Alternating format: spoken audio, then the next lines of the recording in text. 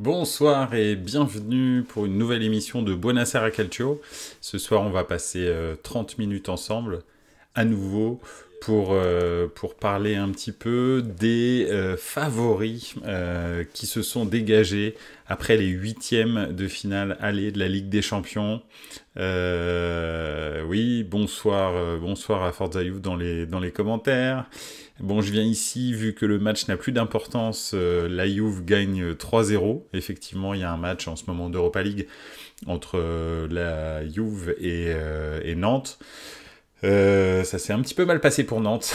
Il y a eu carton rouge et penalty, c'était un petit peu sévère, je pense. Penalty, oui, mais carton rouge peut-être un petit peu sévère. C'est dommage, ça a mis fin au match. Mais bon, de toute façon, je pense pas que Nantes s'attendait à grand-chose dans le match qui allait l'opposer à la Juventus. Donc revenons-en quand même à nos moutons. Quel favori s'est dégagé après ces huitièmes de finale aller de Ligue des Champions? Ça y est, on les a tous vus depuis hier. Donc il y a eu les 8 matchs qui se sont joués. C'est vrai que il y a eu, moi personnellement, en tous les cas, j'ai pas réussi à... Enfin, comment dire, je n'ai pas vu une équipe qui survolait absolument tout, d'accord, où je me dis, bon bah c'est bon, c'est eux qui vont gagner la Ligue des Champions. En revanche, j'ai réussi à, en tous les cas, sur cette partie de la Ligue des Champions, bon, c'est les matchs allés, des huitièmes de finale, il reste encore beaucoup de matchs, hein, il reste 2, 4, 5, 6 matchs avant de gagner la Ligue des Champions, si vraiment vous allez jusqu'au bout. Donc 6 matchs, c'est beaucoup, c'est 6 matchs en plus en 3 mois, donc il se passe beaucoup de temps, il peut se passer plein de choses, hein. On voit que dans le football, en deux semaines déjà, il se passe énormément de choses.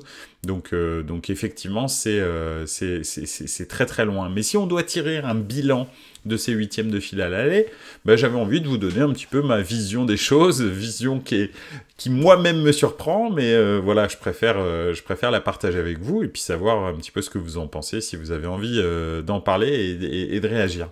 Je vais faire un petit point sur les commentaires. Moi, j'ai pas regardé hier, mais mardi, j'ai regardé Francfort-Naples, très beau match. Le but de Naples, l'action est magnifique, ben, on va y revenir, hein. De toute façon, comme vous pouvez le voir, là, j'ai abordé 3 points, on va dire. C'est pas 3 points, mais c'est en tous les cas les 3 types d'équipes que j'ai réussi à définir dans les huitièmes de finale aller. Et ça commence effectivement par le favori. Le favori, alors c'est beaucoup dire, j'en ai parlé, je pense, la semaine dernière. Ou c'était lundi d'ailleurs, non c'était lundi, mais j'en avais déjà parlé. Pour moi, Naples pour l'instant est la meilleure équipe d'Europe, joue le meilleur football, et très clairement, s'ils continuent comme ça, j'ai pas vu d'équipe qui pouvait les contrarier pour gagner la Ligue des Champions. C'est complètement dingue, même le dire, je trouve ça vraiment bizarre. Donc bien sûr, en revanche, il y a quelque chose que Naples ne sait pas faire en Ligue des Champions, qui n'est pas du domaine footballistique, hein. C'est maîtriser l'événement. Naples n'a jamais connu les sommets de la Ligue des Champions. Ils ont fait quelques belles prestations. Ils ont gagné une Coupe d'Europe, mais c'était une C3 dans les années 80, fin des années 80, début des années 90, avec Diego Maradona. Mais le très très haut niveau européen, ils le connaissent pas. Donc appréhender ce genre de rendez-vous, bah ni Spalletti, ni les joueurs, ni même le club ne sait comment on fait. Quand je dis le club, vous savez, je vous ai déjà parlé ici du fait que même si un club comme Liverpool ou Milan, par exemple, je prends ces deux clubs-là parce que c'est emblématique, parce que pendant très longtemps, ils ont traversé le désert, et Liverpool est revenu au sommet, et Milan, ça fait très longtemps qu'ils ont traversé le désert, mais voilà, ils reviennent pas encore au sommet, mais en tous les cas, ils reviennent dans les tours à élimination directe de Ligue des Champions.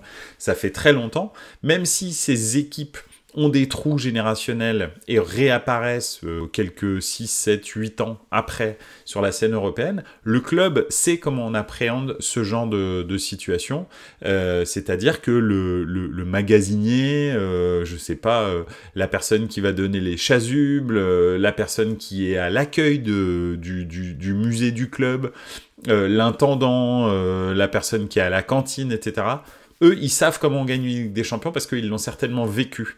Donc, ils sont convaincus de ce qu'il fait. Ils savent exactement comment il faut se comporter, comment est-ce qu'il faut préparer les joueurs, quel type de pression il faut mettre. Bref, ils savent comment gagner ce genre de moment-là. Et dans les clubs qui n'ont jamais vécu ça, bah en fait, c'est un petit peu compliqué. Alors, ça peut passer de temps en temps un petit peu par hasard, mais c'est vrai qu'il y a beaucoup de clubs de ce niveau-là qui se mettent énormément de pression et qui ne savent pas comment appréhender ces moments à haute intensité émotionnelle en Ligue des Champions. Pas que, mais en tous les cas, tout grand rendez-vous européen. Donc oui, ces clubs-là savent comment, ces clubs-là savent comment appréhender ça. Naples ne fait pas partie de ces clubs-là. Donc personne n'a vécu une finale de Coupe d'Europe quelconque avec Naples. Personne ne sait comment on gagne. Ils ont même pas gagné de Scudetto depuis les années 90. Donc Naples ne sait pas gagner en vrai, en réalité. Là, ils ont pris suffisamment d'avance en Serie A pour aller jusqu'au bout, mais voilà. Un petit tour dans les commentaires. Une finale Naples-Real, je signe de suite, ça serait un match de dingue. Effectivement, hein, je pense aussi. J'ai vu ça l'autre jour. Naples n'a jamais passé les huitièmes de la grande Coupe d'Europe, c'est dingue. Oui, effectivement, Naples ne sait absolument pas comment on fait. Mais là, très honnêtement, avec le match aller qu'ils ont fait à Francfort, gagner à l'extérieur 2-0, même si les buts à l'extérieur ne comptent pas plus que des buts normaux, ça change pas qu'ils ont gagné quand même le match aller 2-0 et que le match retour est chez soi. Même si c'est pas un avantage de mettre des buts à l'extérieur, c'est quand même toujours mieux de gagner à l'extérieur et ensuite de recevoir en deuxième phase. Puis en plus, certainement leur meilleur attaquant à Francfort après un carton rouge qui était à mon sens justifié. Hein. La semelle n'était pas méchante, mais en revanche elle était dangereuse. Donc voilà, un bon vieux carton rouge.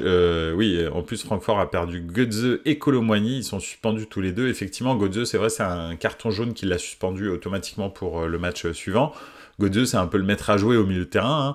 Hein. Ils ont pas que lui, mais c'est la seule personne un petit peu d'expérience. Et puis Kolo Muani, très clairement, c'est le meilleur attaquant. Donc ça va être très très compliqué pour Francfort. Donc ils vont pour une fois franchir les huitièmes de finale. Et après, arriver en quart, l'oxygène sera raréfié. Il n'y a plus beaucoup d'équipes. Hein. Donc pour moi, effectivement, après ces huitièmes de finale aller, vous allez voir après que je vais parler d'une autre équipe hein, qui a un petit peu défrayé la chronique mardi, mais pour moi, pas tant que ça, finalement, mais bon, on en parlera après. Pour moi, c'est Napoli qui m'a le plus impressionné. Ensuite, je sais pas ce que vous en pensez, mais c'est vraiment... Alors, je vais faire un petit hors-sujet à ton débat, mais j'ai vu passer que le Milan sera intéressé par Umtiti. Ah, alors... oui, alors c'est un hors-sujet, Forza Juve, mais c'est pas grave. Alors, très honnêtement, je n'ai pas lu d'infos concernant Umtiti. Ça me semble bizarre parce qu'on a beaucoup de défenseurs centraux de très bon niveau. On a Malik Thio, on a donc alors c'est peut-être pour remplacer Simon Kjær, mais bon, Simon Kjær, on a Kalulu qui peut jouer à droite et à gauche, on a Tomori, donc je pense que et sans citer Gabia qui cette saison est un petit peu en dessous, mais la saison dernière a très bien dépanné. C'est un jeune du centre de formation, enfin jeune, il est plus très jeune, il a plus de 20 ans, mais c'est quelqu'un du centre de formation. Donc ça m'étonnerait qu'il recrute Umtiti. Moi, ça me semble bizarre, mais bon, c'est pourquoi pas. Pourquoi pas. En tous les cas, le Napoli pour moi. En tous les cas, sur cette phase aller, ça a confirmé sur les phases retour, bien sûr. Et puis ça, ils vont remettre leur titre en jeu de favoris à chaque tour, hein, le Napoli. Pour moi, c'est vraiment les favoris. Ensuite, il y a les outsiders. Je les ai appelés les outsiders parce que pour moi, il y en a deux. Et ces deux outsiders que j'attendais pas non plus. Et c'est d'ailleurs d'autant plus bizarre ce que je vais vous dire qu'il y en a un des deux qui a perdu. donc c'est un peu bizarre.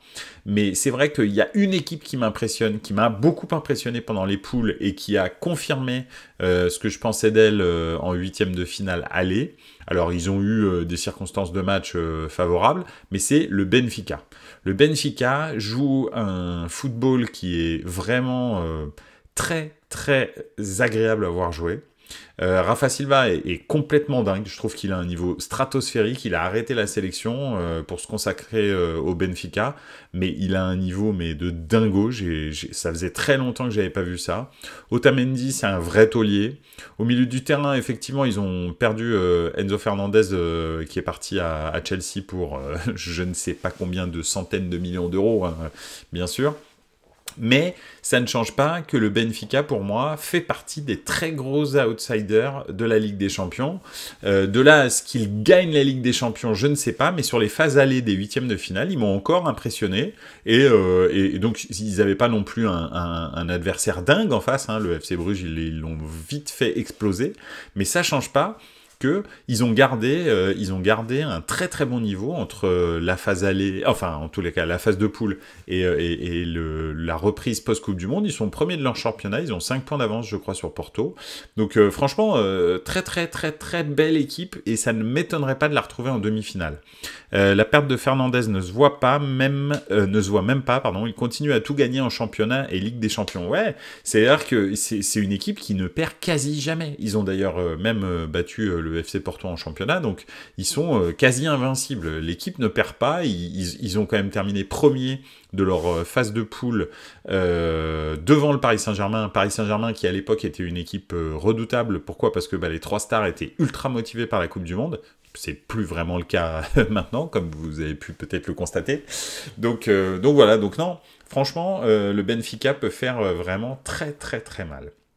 La deuxième équipe qui m'a impressionné lors des phases allées de huitième de finale, après dans les favoris, je mettrai le Real aussi, une machine à gagner. Alors, j'y viens, t'inquiète pas. Comme tu vois, il y a marqué le taulier. C'est à ce moment-là qu'on va en parler, mais il y a pas mal de choses à dire sur le Real. Oui, la deuxième équipe qui m'a impressionné, à part le Benfica, bizarrement, très bizarrement, c'est aussi une équipe portugaise. Alors, pourquoi est-ce que je dis bizarrement ? Parce que hier, je regardais Inter-Porto, qui était un match d'ailleurs très très intéressant, bien plus que Manchester City et contre Leipzig. L'Inter a fait une très bonne partie, mais le FC Porto m'a montré beaucoup de qualité, et finalement ils n'ont pas craqué du tout, voire même ils ont eu des très très grosses occasions contre l'Inter, et ils ont juste craqué lorsqu'il y a eu l'expulsion d'Otavio, Otavio qui était très très excité hier dès le début du match. Il y a eu beaucoup de prises de tête, mais ça change pas que cette équipe du FC Porto, moi je la trouve très efficace. Ils ont des sorties de balles lorsqu'ils jouent en transition qui sont magnifiques, mais vraiment magnifiques. C'est impressionnant, les redoublements de passes, les appels en profondeur, les fausses pistes, etc. Honnêtement, ils m'ont impressionné. Alors l'Inter en face, c'est une équipe sérieuse, mais j'ai l'impression que les quarts de finale, ça sera un petit peu le plafond de verre. Le FC Porto est tellement surprenant en revanche, lui, que je pense que s'ils passent en quart de finale, ce qui va être un petit peu compliqué parce qu'ils sont menés 1-0, mais honnêtement, je les vois bien gagner au retour au Dragao, au Stadio do Dragao, je les vois bien gagner 2-0 ou 3-1, parce qu'en fait, ce qu'ils m'ont montré hier soir, c'était vraiment du très haut niveau. Alors ils ont un ou deux joueurs, bon c'est le FC Porto, c'est pas je sais pas Manchester City, donc ils ont pas non plus un effectif complètement dingue. C'est vrai qu'ils ont des très très bons joueurs. Pepe en défense, parce qu'ils ont 2 Pepe, ils ont aussi un en attaque qui est très très bon aussi, mais Pepe en défense est encore vraiment on va dire impérial. Otavio est pas mal. Le problème, c'est qu'il est très très excité, mais bon, sinon, voilà. Pepe et Taremi devant, c'est vraiment bon. Ils ont un milieu de terrain qui a un nom Goutaji, je crois. Je suis désolé de ne pas me souvenir exactement de son nom, qui lui est vraiment super fort. C'est un espèce de meneur de jeu devant la défense. Moi, je le trouve vraiment impressionnant. Non, honnêtement, c'est vraiment très très haut niveau. Vraiment, le FC Porto, je pense que sans l'expulsion, il serait certainement allé à 0-0 jusqu'à la fin du match. Et en l'occurrence, je pense même qu'ils auraient peut-être pu marquer un but. En plus, Onana hier fait de super arrêts. Un petit point dans les commentaires. Après, dans les favoris, bien sûr. En plus, étant largué en championnat, il pourrait tout miser sur la Ligue des Champions. Là, je pense que on parlait du Real. Donc oui, attention à Porto. Ah oui, enfin, d'accord, non. Donc, en l'occurrence, c'est Porto. En plus, en étant largué en championnat, il pourrait tout miser en Ligue des Champions. Oui, tout à fait, parce qu'ils ont 5 points de retard. 5 points de retard en championnat du Portugal, c'est très compliqué à remonter parce que le championnat du Portugal n'est pas dense du tout. Il y a 2 très très bonnes équipes, le Benfica et le FC Porto. Il y a Braga qui est un peu, on va dire, qui est le 3e larron cette année. Mais en revanche, en gros, les 2 gros, ils perdent jamais. Donc, il y a que les confrontations directes qui les départagent, la plupart du temps. Ils ont perdu le match aller. Il restera le match retour. Ça change pas qu'un match est 3 points et que Porto a 5 points de retard. Donc, ça va être compliqué. Oui, ils peuvent vraiment se consacrer à la Ligue des Champions. Et Porto fait partie de ces clubs, comme le Benfica d'ailleurs. Mais bon, le Benfica, ça commence à dater. Mais en tous les cas, Porto fait vraiment partie de ces clubs qui savent gagner la Ligue des Champions. Ils l'ont gagné en 2004. C'est la dernière grosse surprise qu'il y a eu en Ligue des Champions. C'est-à-dire comme vainqueur final de Ligue des Champions. Je ne sais pas si vous vous souvenez, hein, c'était contre le Monaco, l'AS Monaco, de Didier Deschamps, Ludovic Giuli, Jérôme Roten, etc. Morientes, tout ça, ils avaient une super équipe, Dado Percho et tout. Donc oui, c'est un club qui sait gagner la Ligue des Champions. Donc je ne sais pas s'ils le feront, ça ne change pas qu'ils m'ont beaucoup impressionné et que c'est très bizarre à dire. En fait, là, les 3 clubs que je vous cite, très honnêtement, si en début de saison on m'avait dit Mehdi, donne tes 3 favoris après les 8e de finale. À ton avis, quelles seront les équipes qui seront favorites ou en tous les cas qui t'auront le plus impressionné? Je n'aurais jamais dit Naples, le Benfica et le FC Porto. Et pourtant, après avoir vu et les phases de poule, et les premiers matchs de 8e, je suis obligé de dire ça parce que c'est vraiment ce que j'ai constaté au niveau footballistique. Après, je sais pas si je vais trop vite, mais même en étant fan de Marseille, je n'enterre pas le PSG dans les outsiders. Alors, attention, là, moi, je parle vraiment je me base sur leur match en 8e de finale aller et les phases de poule. D'accord ? Ça change pas que, effectivement, tu as tout à fait raison, c'est ce que je disais au début, le Paris Saint-Germain est capable de faire un switch, passer sur on, que ces 3 stars commencent à un petit peu être plus, on va dire, concernés par ce qui se passe sur le terrain, et ils peuvent tout à fait gagner avec des champions. Mais c'est exactement la même chose et on va en parler après, je voulais un petit peu aborder le sujet, pour Manchester City, par exemple. C'est pas parce qu'ils ont fait un match en demi-teinte contre le Leipzig que Manchester City n'a pas la capacité de gagner avec des champions. Ça change pas qu'ils l'ont jamais fait pour l'instant, mais ils ont clairement l'effectif pour gagner avec des champions. Est-ce qu'ils le feront ? On ne sait pas. Mais c'est vrai que je me base vraiment sur ce que j'ai vu pour l'instant au niveau footballistique en poule et en 8e de finale aller. C'est pour ça que je parle de ça. Mais je suis tout à fait d'accord avec toi, le PSG, faut pas les enterrer. On va dire c'est les outsiders donc ça c'est les outsiders techniques, hein, ceux dont je parle, le favori, les outsiders et le taulier. Ensuite, il y a les outsiders, on va dire, sur le papier. C'est-à-dire, quels sont les clubs qui, en théorie, peuvent, à n'importe quel moment, gagner avec des champions. Manchester City et le Paris Saint-Germain, ils en font clairement partie. Le Bayern aussi, dans une moindre mesure, à mon sens, cette année, mais le Bayern aussi en fait tout à fait partie. Donc voilà, il y a des très gros clubs qui peuvent tout à fait gagner avec des champions.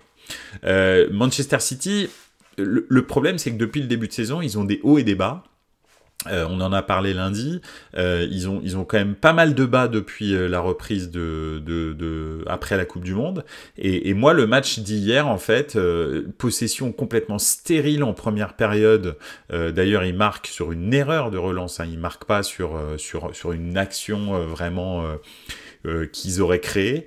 Et le truc, c'est que effectivement, comment dire. Derrière, en deuxième mi-temps, quand Leipzig décide de jouer, en fait, ils se font bouger, quoi.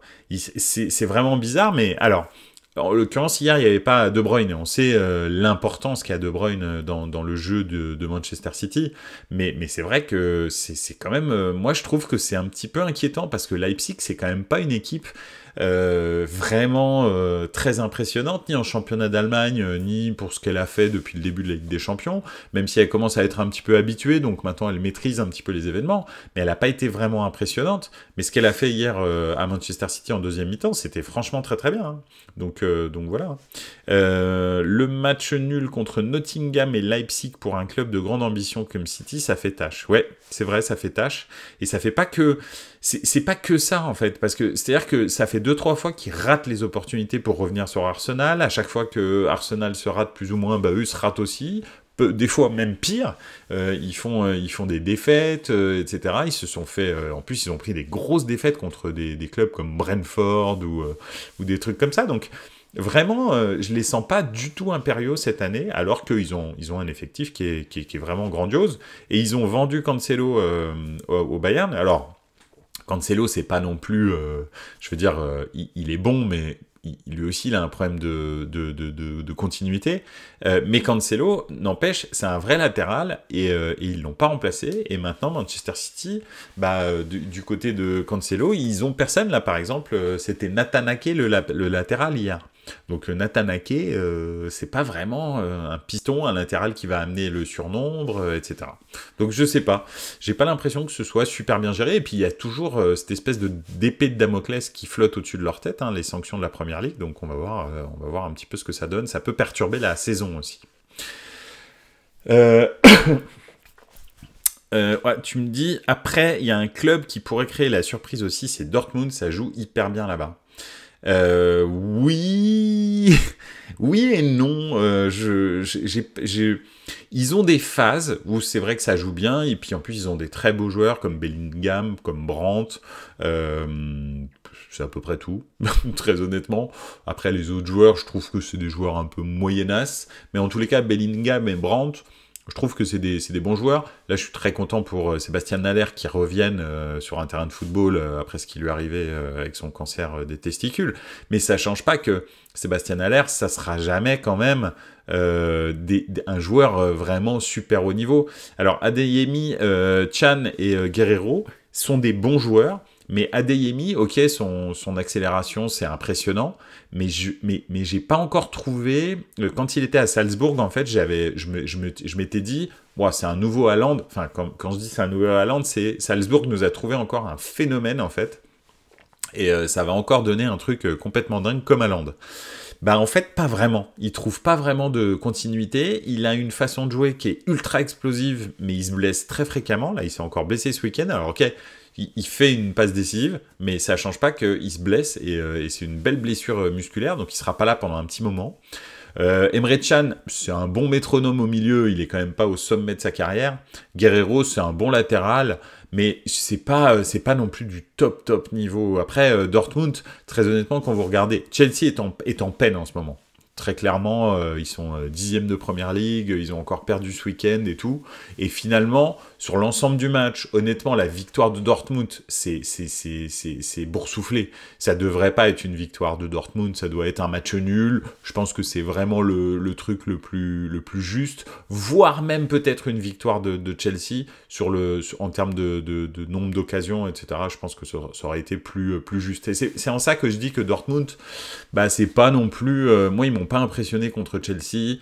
En championnat d'Allemagne, là ils sont sur un bon run, mais ils ont beaucoup de trous quand même, et j'ai pas l'impression que... Enfin, ils déçoivent tout le temps en championnat d'Allemagne, c'est une constante chez Dortmund, donc je sais pas, moi je suis pas si enthousiaste que ça pour Dortmund, mais bon. Chelsea, j'en parle pas. Liverpool, j'en parle pas. Justement, passons au taulier. Alors, le taulier, c'est qui ? Bah, le taulier, c'est le Real. 14 Ligues des Champions, champion en titre, 5 Ligues des Champions en 9 ans. Enfin, bon, bref. Que dire de ce club ? Je peux pas dire que je le porte dans mon cœur, parce que pour moi, c'est comment ? C'est peut-être un petit peu... Enfin, les gens, en fait, qui suivent le foot depuis peu de temps vont peut-être être surpris, mais c'est le seul concurrent du Milan au niveau européen. Donc voilà, oui, parce que bah oui, le Milan est le club qui a le plus de Ligue des Champions à part le Real, et donc c'est vrai que c'est pas le club que je porte dans mon cœur, parce que pour moi c'est eux que je regarde en fait, c'est eux que je veux rattraper. Je veux que Milan arrive à 14 ou 15 Ligue des Champions. Donc oui, c'est complètement utopique, mais c'est comme ça. Donc, mais ça change pas que c'est les tauliers, quoi. Je veux dire, ce qu'ils ont fait encore à Liverpool. Alors c'est un Liverpool malade, hein. Si on analyse le match de Liverpool n'a ni queue ni tête. C'est un match de minime ou junior où les gars sont complètement sans aucune stratégie. Le premier quart d'heure, et même jusqu'à ce que le Real revienne à 2-2, c'est n'importe quoi. Mais honnêtement, c'est n'importe quoi. Au niveau technique, il y a des individualités qui font des différences, mais au niveau tactique, c'est pitoyable. Mais honnêtement, ce match est pitoyable. Quand j'entends des gens dire que c'est un match qui va rester dans l'histoire du football de la Ligue des Champions, honnêtement, je suis même plus que surpris, parce que si le but du jeu c'est un concours du mec qui marque le plus de nombre de buts qui sont des bourdes, bah alors à ce moment-là ça restera oui effectivement dans l'histoire de la Ligue des Champions, mais si c'est dans un niveau technico-tactique, mais pas du tout quoi. En fait c'est un match qui n'a ni queue ni tête, et j'en parlais avec un ami aujourd'hui. Je me souviens d'un 0-0 entre le Real et Manchester United dans les années 90, fin des années 90 ou début 2000. Non, je crois que c'est fin des années 90. C'était le Real de Mihailovic, Suker, Redondo, etc. Il y a eu un 0-0 au match aller. C'est un des plus beaux matchs que j'ai vu dans ma vie de passionné de football. Vraiment. Donc je pense, et je pense pas que le football est. Alors, bien sûr, c'est bien les buts et tout le monde aime les buts, mais c'est pas parce qu'il y a beaucoup de buts dans un match que c'est un match de haut niveau. Au contraire, finalement, quand il y a vraiment trop de buts, tu te dis qu'il y a eu un problème. Donc voilà. Si on regarde bien, hein, les 4 premiers buts, c'est n'importe quoi. C'est que des erreurs, en fait. C'est Camavinga qui a mis des chaussures de bowling. Le mec, dès qu'il touchait un ballon, il glissait. En l'occurrence, il fait une passe en retrait. Finalement, il y a but de Darwin. Il y a une rotule de Courtois. Il y a une passe dans les pieds de Vinicius. Il y a 4 défenseurs qui défendent sur Vinicius. Il arrive quand même à frapper. Non, mais je veux dire, c'est pas normal, quoi, en fait. Il y a plein de choses qui sont pas logiques, mais il y a un truc que sait faire le Real, c'est maîtriser les matchs, et ça, et ne jamais douter. Et ça, franchement, c'est vraiment un truc, je pense, qu'ils sont rentrés dans la tête des autres équipes. Et maintenant, quand vous prenez un but contre le Real, vous avez l'impression que vous êtes quasi sûr qu'ils vont faire une remontada. On a l'impression que tout le monde se liquéfie en face. Juste un petit point sur les commentaires. 0 victoire pour les clubs anglais, mais 3 pour les Italiens. Après, oui, le championnat anglais est fort, du coup, en Ligue des Champions, ils sont souvent cramés. Oui, c'est vrai, ils sont souvent cramés, et puis c'est beaucoup plus intéressant de terminer 3e, 4e, 5e de Première Ligue que de gagner la Ligue des Champions. Il faut savoir que tu vas gagner plus d'argent à terminer en Première Ligue, c'est-à-dire à rester en Première Ligue, ne pas être relégué, que à gagner la Ligue des Champions. C'est-à-dire que le dernier de Première Ligue prend 120 millions, hein, je le dis souvent, mais celui qui gagne la Ligue des Champions, il prend moins que ça. Donc, je ne sais pas si vous vous rendez compte, c'est aussi pour ça que personnellement, je soutiens la Super League. C'est pas normal qu'il y ait 6 milliards de revenus pour l'UEFA chaque année, et que les clubs ne prennent que une centaine de millions d'euros lorsqu'ils gagnent la Ligue des Champions, vu comme c'est difficile de gagner la Ligue des Champions, c'est pas normal. Donc voilà, donc c'est pour ça que je soutiendrai toujours la Première Ligue, la Super League, si bien sûr les clubs sont qualifiés par le biais sportif, hein, bien entendu.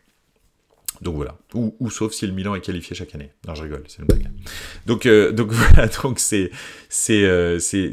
en tous les cas le Real, c'est un club qui maîtrise les choses, et il a une histoire qui n'est pas rationnelle avec la Ligue des Champions. Mais vraiment, hein, il est vraiment une histoire qui est absolument pas rationnelle avec la Ligue des Champions, et c'est pour ça qu'on ne peut jamais le sortir des favoris, en tous les cas ces 10 dernières années, parce qu'en fait, même s'ils sont pas bons, le nombre d'années où on a dit sur ces 5 Ligues des Champions en 9 ans là qu'ils ont gagné, le nombre d'années où on a dit non mais ils sont cramés, au mois de septembre les mecs ils mettaient pas un pied devant l'autre, et finalement mois de mai arrive, mois d'avril arrive, ils sont injouables. Et ça, c'est vraiment l'ADN, encore une fois, de ces grands clubs qui savent gagner la Ligue des Champions, qui savent exactement comment préparer les joueurs, mais à tous les niveaux, que ce soit sportif, physique, psychologique, à tous les niveaux, même au niveau opérationnel, c'est-à-dire l'intendance est bien faite, tout se passe bien, il n'y a pas d'anicroche, ils sont vraiment... c'est vraiment exceptionnel. Donc voilà. Donc voilà, je vois que le Real, qui ne m'a pas convaincu parce que son match contre le Liverpool n'est pas génial, vraiment, mais qui a une maîtrise de l'événement que aucun autre club n'a. Donc ça, c'est vraiment... voilà. Après, je parle pas de Milan et de Tottenham parce que pour moi, Milan n'a aucune chance. C'est bien s'ils passent les huitièmes, déjà, ce sera pas mal. Tottenham... Pareil, ils ont absolument aucune chance. C'est déjà pas mal s'ils passent les huitièmes. Le Bayern, très honnêtement, ce qu'ils ont fait contre Paris, ça m'a pas du tout impressionné. Donc, voilà, ça peut être un club qui fait une bonne prestation, mais je pense pas trop.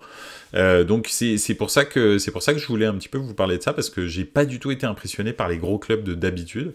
Liverpool, c'est une serpillière, très honnêtement.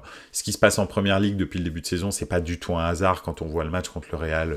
C'est pitoyable. C'est déjà pas normal qu'ils mènent 2-0. En fait, c'était une anomalie statistique qui mène 2-0, donc qui prennent 5-2, c'est pas normal non plus, mais en fait, voilà, ça s'est balancé. Donc voilà.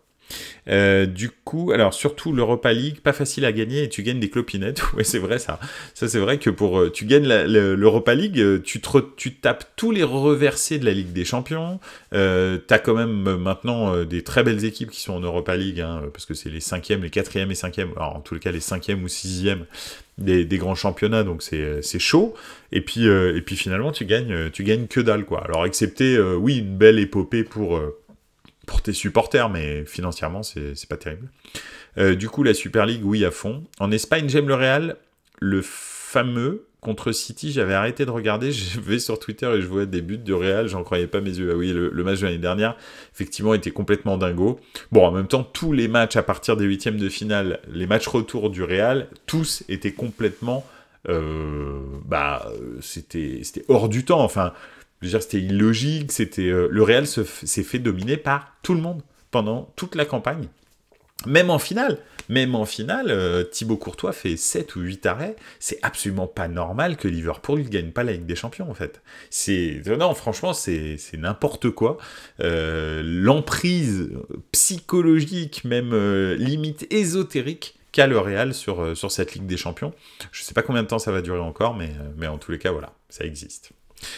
Enfin voilà, c'était l'avis de Buonasera Calcio, un petit peu sur les huitièmes de finale aller de Ligue des Champions, qui était le favori, qui sont les outsiders, et puis qui est le taulier. On verra bien ce que l'avenir nous proposera, hein, déjà dans les qualifications, hein, parce qu'il y a certains outsiders que j'ai cités qui ont perdu le match aller. Donc on verra bien jusqu'où mes prédictions vont aller. Je suis pas très bon aux prédictions d'habitude, donc voilà.